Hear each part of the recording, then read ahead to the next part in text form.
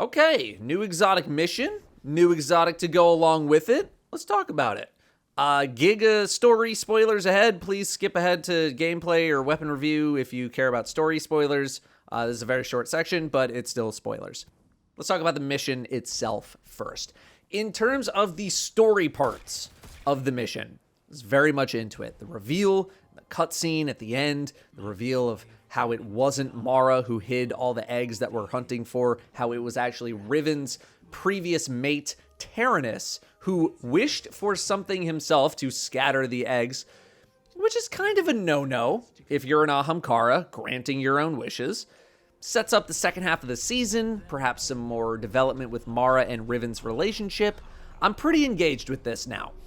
Feels like it's also been a minute since we've been back in this kind of environment as well, so that was kind of nice to revisit. Gameplay-wise, I thought the mission was pretty good, right up until the end. The mission was introducing new elements of mechanics as we progressed through the mission, and I thought that was cool, but, nothing too crazy. You gotta keep it somewhat light for an exotic mission in terms of the mechanics department. One buff does this thing, this buff does a different thing. Combine them to get both at the same time. Make sure you're killing the right enemy in the sequence with the symbols. Nothing crazy. But then, you get to the final boss, and you're like, okay, we got all this stuff that we've learned, and the only element of everything you've learned is just stacking the buffs immediately as the boss fight starts, and then keeping them on you by stepping in one spot every 45 seconds. It felt like things were building to something greater, something bigger for the final boss, and then it just never happens. The only real thing with this boss is that if you kill the two phalanx, the boss's shield goes away. So I think that was really the only disappointing part to me, which, it's kind of the end of it. You want it to be big. But I have a feeling I potentially know why. So a lot of comparisons were made to like Wicked Implement and Avalon, aka Vexcalibur, but those missions had the luxury of being outside of the bounds of the seasonal story quest chain. Bungie was maybe able to go a bit more intense or crazy with things because you were likely to be grouping up for this stuff, and or your average player was not forced to engage with it. This exotic mission is baked into the seasonal story, so you need to beat the mission in order to progress the story. As a result, things may have been more tame because Bungie knows people are forced to engage with this content if they want to beat the story. I ran the mission solo, having done it already, and for someone like myself, not too bad. Things can get a little dicey in the boss room and a couple other spots. It's nothing too tough. But I can absolutely see your more average player struggling very hard on this mission, especially on their first run, where they are not as well prepared, and especially if they're by themselves and they're not expecting something like this. I would ask why this mission is baked into the story, but the results of the mission, when it comes to the story, are pretty darn relevant to the story being told right now, whereas the previous missions I just mentioned are supplementary. You didn't need to do them to understand what was happening in the greater story. You didn't need to do them to complete the seasonal story quest chain. Or maybe they just made this one easier. I don't know. Before we get to the weapon itself, a word from today's sponsor, Logitech. I've been using the Astro A50 headset for years, and now we have the Astro A50X, the next gen. It's got a bunch of upgrades, it's got a bunch of revisions, so let's take a quick look. First up, no more needing to buy a different headset based on the console you use. This works with the big three, your PC, your Xbox, and your PS5. Hugely convenient, and to switch, it's just one button press on your headset. Done. And with an HDMI 2.1 cable, you're going to be on the cutting edge, 24-bit audio and 4K 120Hz support. You're going to plug everything into the base station, which you can kind of place out of the way. You can grab your headset and get to gaming. Although the base station does now need its own power, so just make some room. It's got Logitech's Lightspeed tech now. A50s have always been very reliable to me, now even more so. You got the updated graphene audio drivers, you got an upgraded Lightspeed microphone, you got Bluetooth built in to listen to multiple devices at once, and they also somehow improve the battery life. I'm still getting 12 to 14 hours on my older headset after 4 years, and this one goes even longer. However, I do want to mention that if you are some kind of a content creator or have a more complicated computer audio or video setup, I would do some extra research on whether or not this headset will work with your configuration. I'll be doing my own research over the next couple of weeks, so if anything, you can just come talk to me directly during my streams, and I will try to help you out as much as I can. But if you're just a gamer trying a game, you can use my link and code in the description to save 10% on your new A50X at checkout.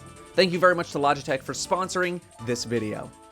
Which brings us to the Exotic Strand Bow Wishkeeper, which is essentially Vergla Curve, but it's strand and it does suspend stuff instead of stasis and crystals. You build up charges with crits and kills, or both, and when you get to 6 charges, you can hip fire a shot, and it creates a laser trap on the ground that suspend enemies when they hit a laser.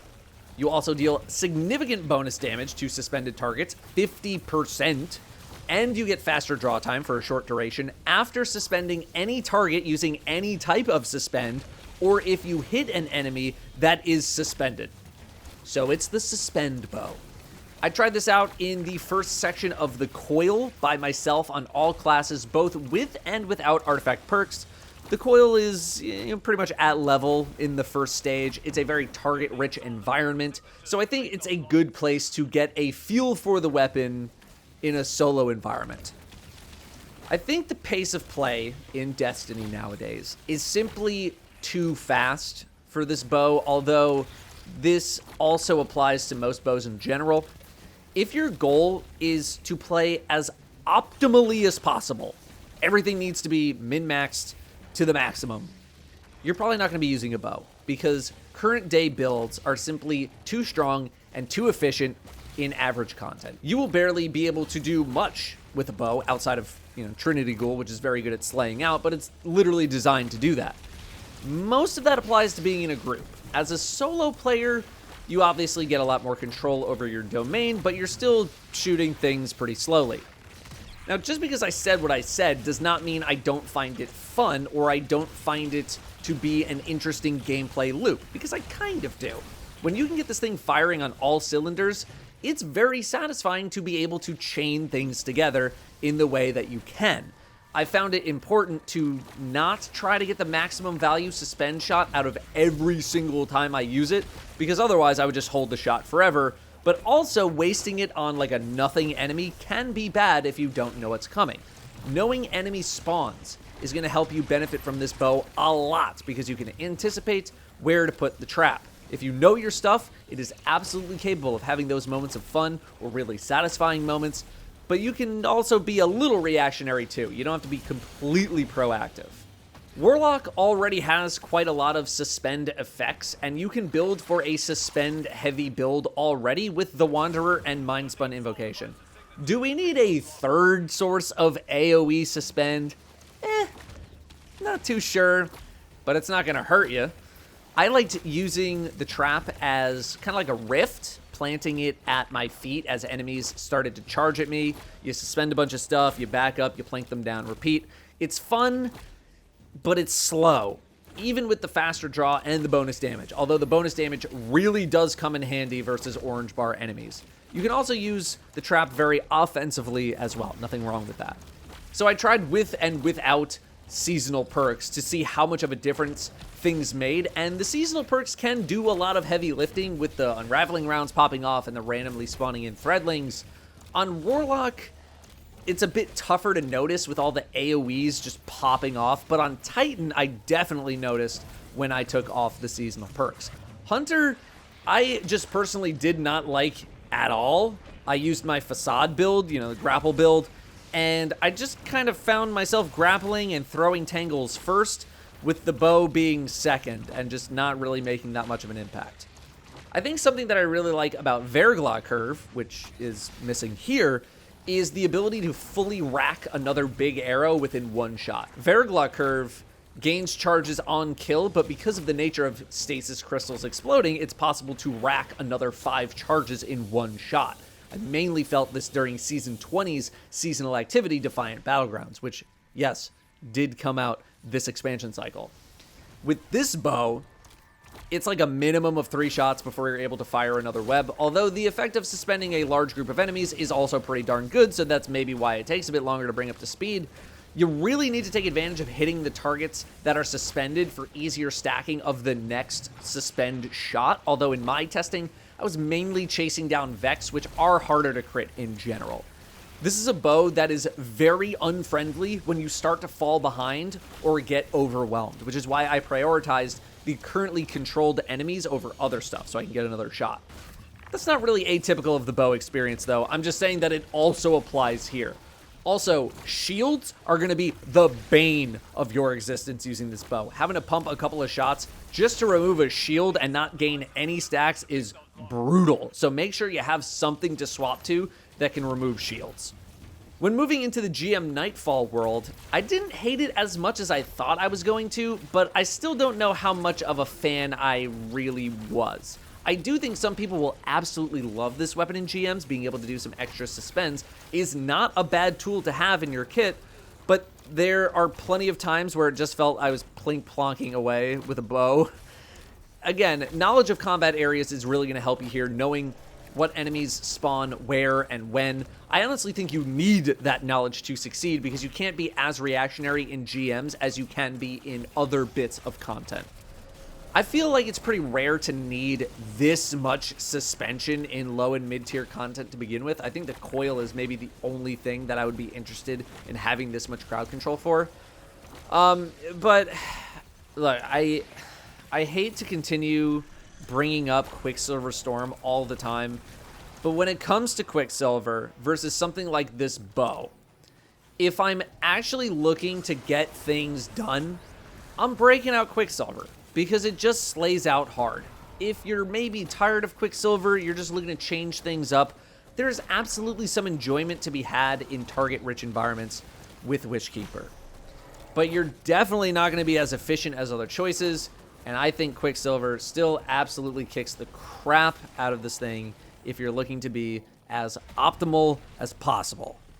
When it comes to the catalysts, I think Vorpal goes very low on the priority list. I am not using this thing for boss damage or anything like that, which leaves your trap lasts longer, you can suspend more targets, or Hatchling. And honestly, take your pick on this one. Hatchling plays into this season's artifact a bit, so that's okay. But in my time playing with the bow, I haven't really felt that the trap needed to last longer, nor have I felt the trap needed to suspend even more enemies. It already suspends a lot of enemies. Based on description alone, I'd probably go with suspend more enemies, but we'll see when these actually become available what the play is going to be. Yeah, all in all, I think the bow is, it's kind of neat, and I think there are some people who are really going to embrace it. But for the people who truly want to optimize their strength in the game, I would never pick this over Quicksilver Storm, pretty much ever. They do have completely different goals at the end of the day, but Quicksilver just slays so much harder. And the best crowd control is a dead enemy. And then when we compare to all other exotic bows, a lot of other exotic bows also just slay out really hard. We also already have 2 bows with this kind of charge up your bow mechanic, so I can understand if people are getting a little tired of it, especially since one of them is barely used, and the other one, Hierarchy in this case, is still a bit of a niche pick, even if it can be really good. This bow, to me, is a, I want to try something new kind of weapon, or something you bust out when you want to do something else for fun kind of weapon. At least as it is right now. I don't really anticipate it getting that much stronger with the catalyst. I'm willing to be surprised. I don't really see it happening. Thank you very much for watching. I'll see you next time.